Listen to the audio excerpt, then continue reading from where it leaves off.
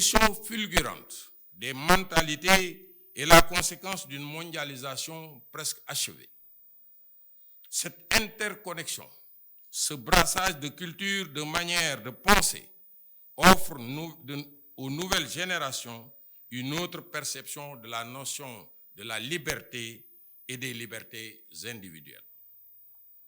Ces dernières ont fini de confondre la frontière du droit à celle du devoir et des obligations. Nous faisons face à des peuples plus exigeants à l'égard de leurs gouvernants, à des citoyens aux réactions spontanées et parfois très agressives sous la forme de leurs revendications. Nous faisons face dans un monde de toutes les confusions qui conçoit la violence comme un réflexe d'autodéfense, de protection ou tout simplement comme une posture légitime d'expression démocratique de son indépendance.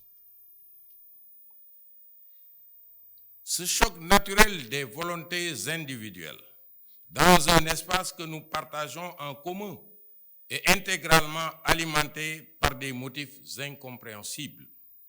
Il est malheureusement le fondement des conflits auxquels les gendarmeries et forces de sécurité à statut militaire sont appelées à apporter des réponses justes, légales, mais surtout proportionnées.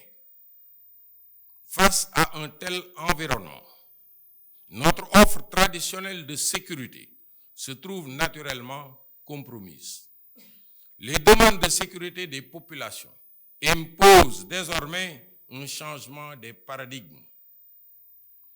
Les forces de sécurité nationales doivent, chaque fois que c'est nécessaire, entreprendre un vaste programme de modernisation de leurs outils et d'adaptation de leur doctrine d'emploi pour être en mesure de répondre aux défis croissants et multiformes. Cette organisation autour de la FIEP est un bon cadre de réflexion et d'échange de procédés pour apporter des orientations pertinentes et efficientes à cette grande problématique de l'insécurité. Aujourd'hui, l'émergence de nouvelles formes de menaces a érigé la protection et la sûreté de nos terroirs, de nos territoires nationaux au rang de priorité stratégique et vitale.